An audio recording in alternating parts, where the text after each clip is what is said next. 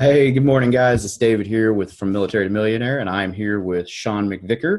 Shawn was brought to me via, he was tagged in a post I made, and the girl named Sarai, who I've been on her podcast, and just a mutual friend recommended that I should talk to him and do one of my little video podcasts and pick his brains. So, Shawn, welcome. Why don't you just, I guess we'll just start off simple. You want to just tell everyone a little bit about yourself and kind of what how you got started in real estate? Yeah, sure thing. Thanks for having me, David. Yeah. So I got started in May of 2013. At the time, I was living in a small town in Oklahoma called Woodward, and I was working in the oil field. I had gone to college twice, one semester, both times for computer programming, and just ultimately decided this is not for me. And working a job was not much more for me, but I had to pay the bills. So I at least got my CDL, started driving a truck, and Nice. Trying to make some better money. And I had a friend on Facebook who I only knew through Facebook, and he was always doing the most interesting things, cooking things and reporting on Facebook, how it went, and his little eBay ventures, buying and selling things. I did the same thing as far as eBay goes, just flipping small things for profits, iPhones. And one day, I'm just hanging out after work. It's like 8:00, and I get a message on Facebook, and he says, "Hey, do you want to split an ebook? Basically, the cost of an ebook." And I'm kind of bored. And I'm like, "Sure, what's it all about?" He said, "It's about flipping houses. It's $50. And I'm like, all right. So I send him $25. He buys it and he emails me a copy of this book. And it was "If I Can Do It, You Can Do It" by Ryan Daler. He was out of Connecticut. He started flipping houses out there. It was a really simple ebook. It was about 50 pages or so. And I started it that evening, and I didn't put it down until I finished it that evening. It was a really cool structure, intro about himself, then first deal, second deal, third deal. And it was in the format of, a wholesale, a short sale, a subject to, and then a rehab. So it was a good, it's strange that, his first four deals just happened to work out like that. Yeah. But it was cool to see the guts of each of those transactions, in such a short little write-up. And whenever I saw, this was possible, he was just throwing out these signs around town that said, "We buy houses," and people were calling him, and he was able to basically solve their problem and make these huge checks, like 10 and 20K. I'm like, "You've got to be kidding me." Yeah. Like, I could do that. Bandit signs. Yeah. So I ended up moving to Oklahoma City. I quit my job and sold everything within about a month, and I moved in with that guy and started wholesaling. And it's been a little over 5 years now, still going. Best decision I ever made. That's awesome. So you've been a wholesaler for 5 years. Man, that's super cool. So wholesaling is something that I have very minimally dabbled in. It's more or less like oh man, I can't afford this property right now. Rather than not using it, let me see if someone else wants to look at it, as opposed to my full-time thing. Although I do drive for dollars out here in Hawaii. But all right, so it's pretty cool. I hadn't heard about that book yet, so I wrote it down. So I'm going to definitely check that book out a little bit. Oklahoma City is a nice place. CDL, I can relate because I'm a truck driver in the Marine Corps world. It's actually not a bad gig either. People, I don't know why people think negatively. You can make tons of money as a truck driver, but I digress. So you got into wholesaling. Aside from the book, you moved in with your buddy, which is cool. That's like a total leap of faith. I guess walk us through, how did you get started with some of your first deals, and anything that you learned in there that you would suggest to somebody who's starting with wholesaling or investing in general? Okay. Yeah. So in the very beginning, I made sure to go to all the real estate investor meetings. And, at the time, coming from a small town, I'd never been to any kind of networking event in my life. Closest thing was a sporting event. But so walking into a room with 100 people, or so, it was pretty intimidating at first because my thought was, wow, everybody in here must be a millionaire. Yes. And it was a good start though. The one time there was a speaker, he was a landlord, and he had began creating. He wrote a couple books and some audio products, and he gave away a free CD at one of the events. I took it home and I listened to it. And next time I saw him, I told him I listened to it, and he just kind of quizzed me a little bit about what I'm doing, and I told him I'm doing a little bit of advertising, going to do some wholesaling. He actually gave me his contact information, which I thought was awesome at the time. And so first time I got a couple of properties, I'd messaged him about them, ended up taking him out to the properties. He helped me evaluate them. He quickly became a mentor. First advertising campaigns were yellow letters. I remember going to Dollar Tree and getting these little dollar notepads and handwriting the message, "Hi, my name is Shawn. I'm interested in buying your property at address. Please give me a call," and just blowing it up and taking up the whole page with it, stuffing them into little yellow envelopes. And we did about 870 of those the first run. I ended up paying my sisters $0.10 per letter to handwrite a bunch of them, because that was quite a bit of work. That first campaign, 5 years ago, was a different time in the market, and I ended up getting 3 deals off of that first mailing, which was pretty awesome. Yeah. First one was for about $3,700. And that completely turned the lights on for me. I'm like, it's on from here. Like, there's no turning back. Especially because the letters probably cost you like $5, $10, if you went Dollar General and then maybe stamps. But that's awesome. Yeah. The next one, it was more of a learning experience. I was set to make about $1,200 on it. And the title, I used a different title company who was not familiar with my process on the first house that I did. And so ended up costing me $1,000 in closing costs. So I made $100. I did not let that happen again. That's for sure. Sometimes we got to learn the hard way. Yeah.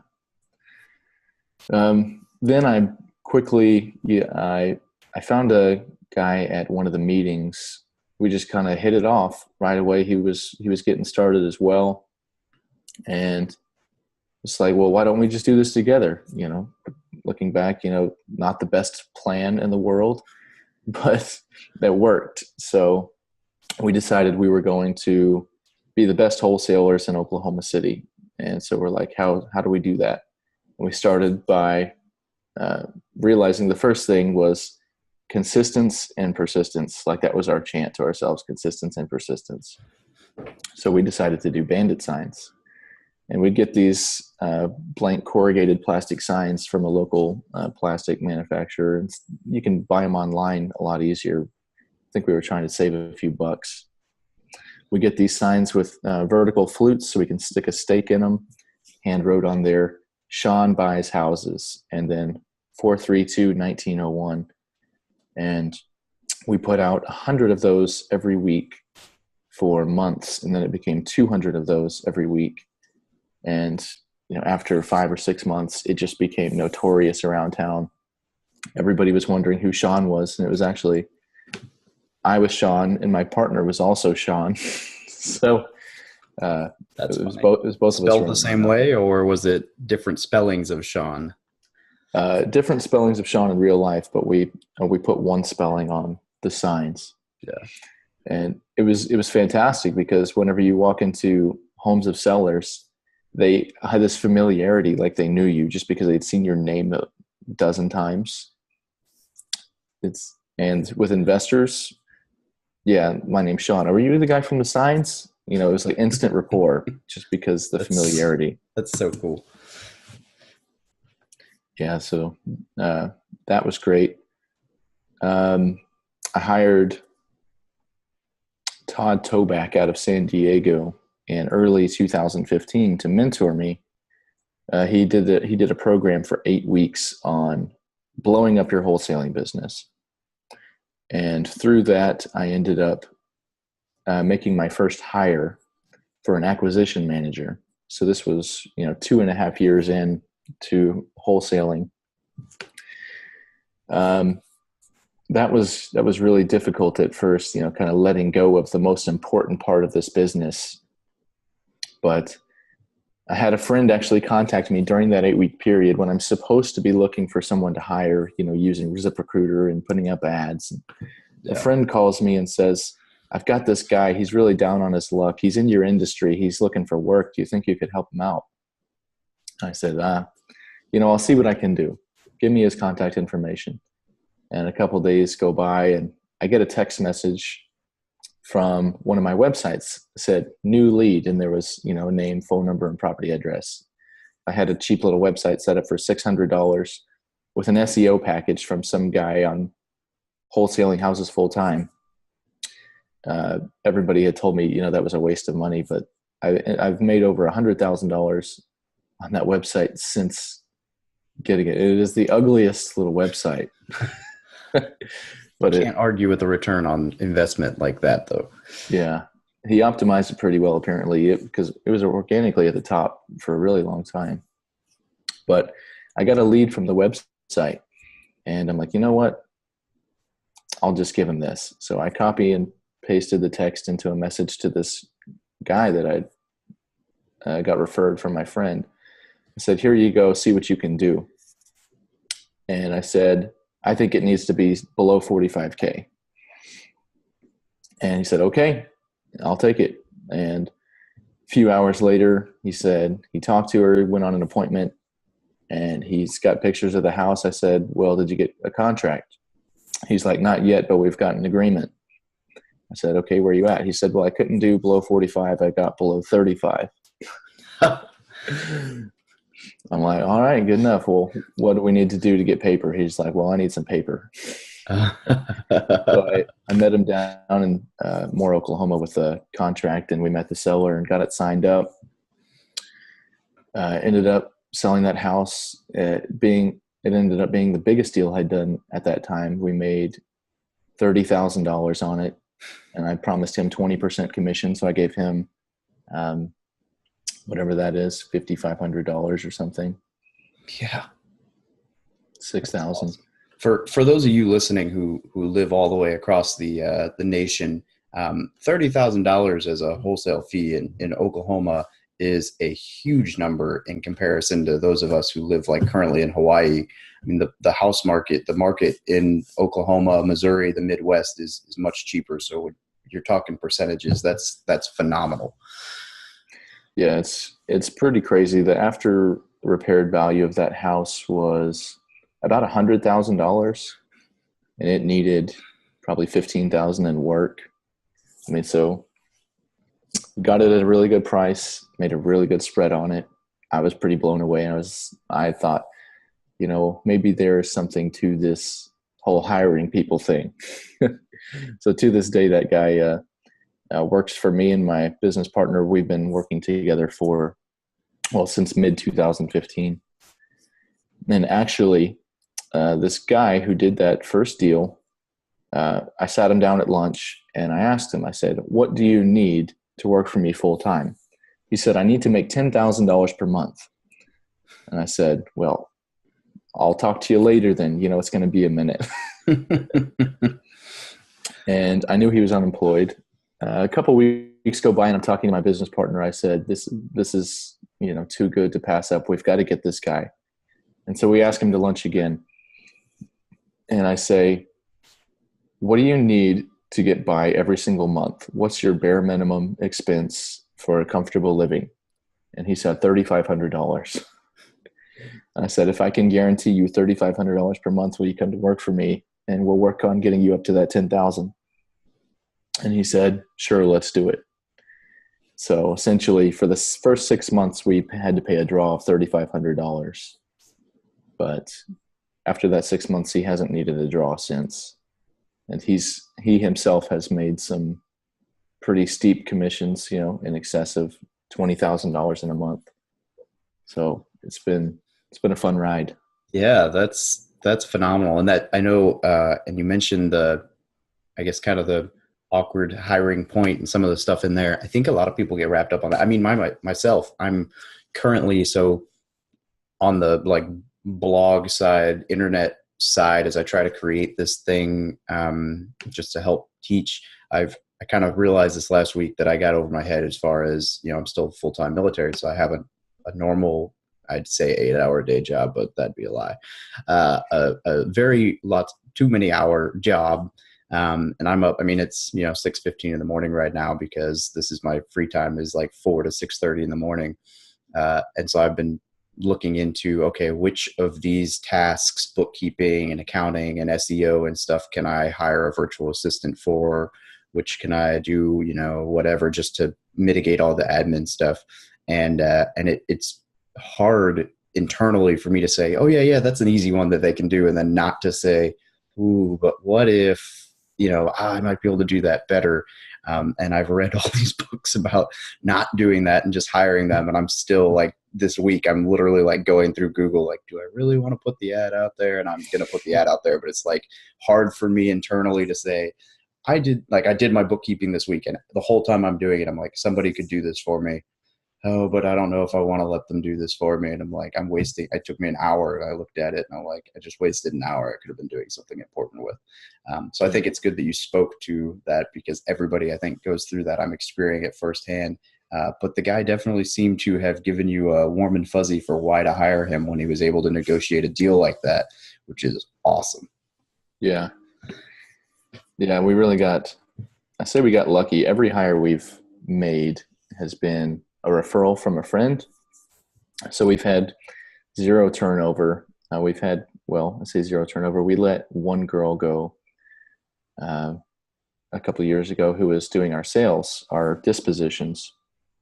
But that was because we had a poor structure. So when we hired this acquisitions guy, things were going smoothly. He was handling the acquisitions, and my partner and I and him were all kind of juggling the dispositions together. Like, did you talk to the buyer? No, I thought he talked to the buyer. Well, I thought you talked to the buyer. It was a mess. Yeah. And my business partner ended up going on our first international trip. We went to China and Russia because our whole goal was to build this business so it's independent of us, so we can be wherever we want and it still works. And this was our first kind of little experiment. Like, we're going to go and we need to find out what problems need to be fixed, what systems need to be put in place. And we talked to him and he's like, go for it, guys. I got it. And by the time we get back, like, he's on his knees, like beaten and bruised. He's like, don't ever leave me again. It was too much. So after that, I realized, okay, we need to hire someone for dispositions. And at that time we were probably doing 50,000 a month in revenue on average. And so we thought, well, 10% of, our net wholesale would be fair.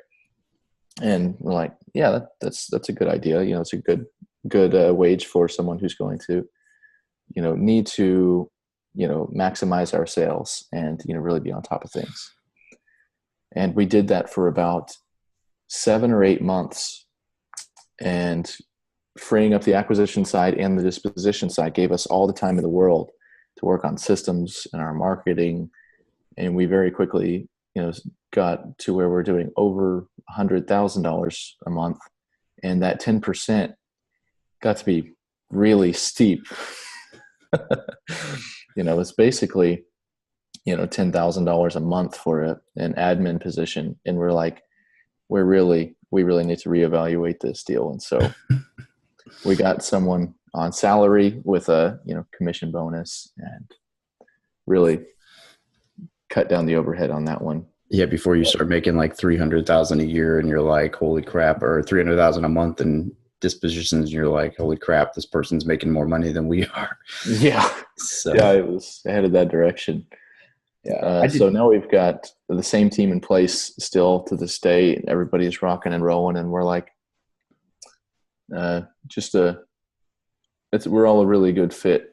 Everybody really gets along well. Everybody works independent, wherever they are, whenever they can. And as long as you meet your numbers, I mean, we're not really worried about what you're doing. And it's a really awesome environment we have. That's super cool. And I like wholesaling as because it's a, you know, so people get wrapped around like sales has such a negative connotation. I was a recruiter for the Marine Corps, and it's like the most hated position in the military for anyone who's in the military or not in the military, because all they ever hear about recruiters is like lying scumbags who will ruin your life. And I'm like, yeah, I don't know. I'm happy with my life. I like my recruiter. I still talk to him. But sales has a negative connotation. But wholesaling is like the one shining star that involves sales, where like every single person involved has a solution or has a problem solved. So like everybody's happy if done right. You know, the seller of the stressed home who doesn't know what to do is happy because they got cash and they got rid of the problem. If done right, the wholesaler is obviously happy, and then whoever buys it is going to be able to turn around and either flip it or, you know, rent it or live in it or whatever the case. And so I love it because like I'll go to wholesalers and link up with them hoping that they find a property that I can utilize. And right now I'm looking at a deal that, you know, came from a wholesaler, and I know he's going to make money. The seller made money on it. Like it's just, I guess it's easy to have a warm and fuzzy on everyone because it's like, you know, yeah, everyone's getting paid in this deal. No one's getting hosed, because if the seller was getting hosed, they would just say, I'm not giving you my house. Yeah. So I like it. I don't know why other sales positions don't feel so warm and fuzzy to the world, but Yeah. I feel like I guess most sales positions are selling people things that they don't realize they want at the time until the salesman convinces them they want it. it's true. Yeah, like life in the military. So okay, so you mentioned the mentor thing. So I just wanted to touch base on this. So I know you know you paid for a mentorship program, and it apparently did dividends for you, which I think is awesome because you put some skin in the game, which, you know, for me is 100% worth it as far as a mentorship goes. But the one before that you mentioned where you met a guy at a meetup, which by the way I also think is huge that you just went to a meetup and started meeting people, because I will tell people all day, like if you ask me what to do to get started, read a book and learn something, go out, network with something and someone, you know, some people, and confirm those understandings, and then take action. Like if you can do those three things, everything else will slowly fall into place. Um, and so I like the idea because I'm from a small town too, and I was homeschooled. So I totally understand your pain of walking in a room and being like, oh man, everyone's here is dressed really nice, and I don't know, what am I doing here? And like wanting to leave. Um, but so the guy you met who you first took out and kind of helped mentor you, you know, what, I guess, so you mentioned that you brought him deals in essence, Mm-hmm. which I think is also huge. And I just wanted to point that out because, you know, as you and I were talking about before this, people sometimes get wrapped around like getting a mentor, and that's their focus. And getting a mentor is huge, and it can be life changing. But you got to bring something to the fight. So for me, one of the mentors and guys that I work with out here in Hawaii, uh, I, I get, I mean, you could say the word wholesale, but I did a finder's feed, right? Like I bird dogged basically a deal for him. And he has a normal like bird dog, like finder's fee that he gives people. And I only took like 20% of that. I was like, I don't need that. Just let me be around the property and learn through the entire process as you flip this house. And I partnered up with them on it. And I learned so much from doing that. And that was something that I did, you know, in the last 6 months, 8 months. And I already have a pretty decent understanding of real estate, but people seem to, you know, they want a mentor, but bringing something to the table to say, hey, look here, I have these deals. Would you, you know, I want to learn what you would do with them. Would you be interested in looking at them? I think that was, you know, a brilliant play on your part to get in with people and start to get in the industry, is to bring something of value and then to learn from it. Yeah, I agree. Having something to show or bring to the table definitely helps. Nobody wants to, you know, have some random person walk up to them and, you know, ask, do you want to be my mentor? But, you know, whenever you put something in front of them that they can work with, you know, it definitely helps. And so that guy was an incredible influence. He actually owned a DJ company, and, you know, as a budding wholesaler, you know, I was doing it full time. You know, cash was uh, very much non-existent. You know, month by month, everything went back into marketing. And he would allow me to, you know, be a DJ, you know, for him. So I would go DJ weddings, and that would help me, you know, with my people skills and, you know, building confidence. And stuff like that. It was a really great experience. And he also introduced me to many other people, one of which being a commercial banker with an investor friendly bank. That banker actually became another mentor. So he introduced me to the banker, and the banker basically looked at my financials and said, well, this is where you're at. This is where I'd like for you to be. And that was extremely helpful, give me something to work for. So every 3 or 4 months, I'd make a little progress, and then I'd go meet with that banker again and show him what I'd done, and he'd give me a little bit more to chew on. And after 1 year, so actually 1 year to the day that I moved to the city, he gave me my first loan on a property based on my wholesaling income, which was incredible, to be able to buy a house not having a job. I was like, step number one, I haven't quite made it yet, but I'm definitely getting somewhere. Yeah, that's huge. And to this day, he continues to, groom me and show me where I need to be, what I need to do to continue going up in the ranks in his bank. It's been a lot of fun, and he's actually looking to do some investing himself. So the tables are turning a little bit, and I'm getting to help guide him. That's awesome. Yeah, that's super cool. You mentioned it, a local bank, right? Yeah. Yeah. See, I think that's killer. So the big banks are great. Don't get me wrong. I use a lot of them, but all of my best loans have come from local little community banks. And I think it is because the lenders are willing to work with you. So I had this one where it was supposed to be like 20% down, 80% loan to value or whatever. And then there was some seller financing in the mix and some of this and that, and it like piecing stuff together, and it ended up being the guy did like 88% of the loan to value. And I ended up paying like nothing. Cause I mean, it was like 4.5% because the seller financed the rest. It was like really hodgepodge thing. But heaven forbid that was a 10 unit. So go ahead and try to call a big bank and say, hey, I want to do, seller financing plus me equals 15% or 13% of the down payment as a down payment on a commercial property. And they're going to say no seller financing, 25% down or more. And you're like, well, I got all this other stuff and the deal's great. And they're like, yeah, we don't care. This is what we do. And you're like, great, thanks. And local banks will have that conversation and they will work with you. And it ended up, this guy's, the loan's still great. I'm never going to miss a payment. Seller's getting paid. He's getting paid. I'm getting paid. Everything's wonderful. And I think I love community banks. In fact, there's this app, which I don't know how this works to pull up a phone in here in this thing and like awkwardly look through here for the app name, but I want to plug this for everyone. And ICBA is the name of the app. So if you go Google ICBA, it's Community Bank Locator. It's literally, it opens and it just says zip code and you hit enter and it's every local bank within X mile radius of your area, which is really cool because you can type that in and just start calling and saying, hey, blah, blah, blah. And I found that those banks are so much easier to work with and so much better overall, not to, get into hard money and private money and go down the rabbit trail. But I would rather work with one of those guys for lending than a big bank, just more options. Yeah, I've heard it described that they are relationship bankers. So your character goes a lot further with the smaller banks than with the big banks who just want you to fit into a mold. Which might bite you if you're an asshole. So don't be an asshole. Yeah. Yeah, if you're not good with people, that's not a good option for you. Yeah.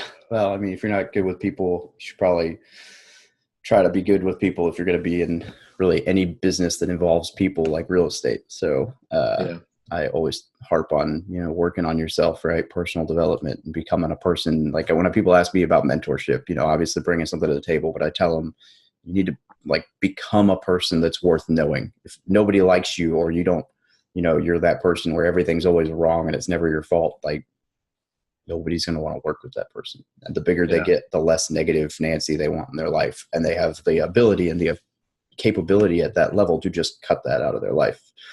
So don't be that guy. You don't even have to be, a person of any kind of means. As long as you will just have some good habits, people will want to be around you and they'll want to talk to you and they'll want to tell you what they know and help you. Yeah. People want to be around people that'll make them better. And you can do that, if you have good habits, you don't have to have all the skills as long as you've got some good habits.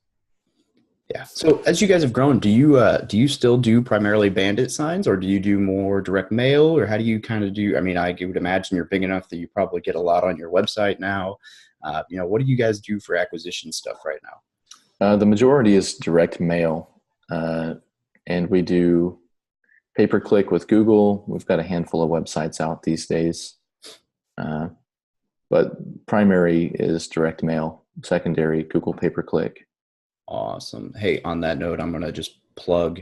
I made a video about this a little while ago. You don't have to go watch the video. You can if you want, but I'm gonna throw the advice out there as an investor. If you get that direct mail letter from a wholesaler and you're an investor, don't throw that thing in the trash. That is like gold. You call that guy and you introduce yourself and you say, "Hey, look, I'm not looking to sell my house right now, but I'm an investor. This is what I buy. Do you have a buyer's list?" And I kick myself because I've been talking about this for a while, and I realized that in the town I invest primarily in, I only knew like one wholesaler, but I do all these guys out here in Hawaii. And then it dawned on me when, like 5, 6 months ago, I got a letter for my primary residence back home, which it's currently rented. But I was like, huh, no one's ever sent me a letter. I called them, and that person's already shot three deals my way in the last 5 months. And I mean, I would have bought one of them without any question, except that I, dumped all my capital into this monstrous property thing that I just recently bought. So I told myself I'm not allowed to buy anything till like March, which is probably not going to work out for me. But I promised, and I'm going to break that promise, but I'm going to try. I guess that's a good promise to break as long as you can afford it. But I say that to say that, if you're in the Oklahoma area and you get a mail from a letter from Shawn or any of his other, partners, don't just throw that thing out. Give him a call. I would be willing to bet that that's I mean, I guess I'd like to hear from a wholesaler how that works, but as you grow your buyers list, I can't imagine that it's a bad thing to have people calling and saying, "Hey, I got your letter and I don't want to sell, but I'm ready to buy when you have wholesale deals." Yeah, we love to receive those. Always trying to build our buyer base. Yeah, so take advantage of it. Awesome. Well, hey, Shawn, I probably need to get to work here soon. So it's been really great having you on here. I guess the last thing would be if you have any closing comments, remarks, or tidbits of wisdom for the masses, and then where can people find you if they'd like to get more information or follow up with you, or if they're in your area and want to work with you, or Yeah, I'd say for any little tidbit of wisdom, I'd say whatever you're going to do it consistently. That's the thing that made all the difference for us. I think consistency is the hardest part. Just got to see something through.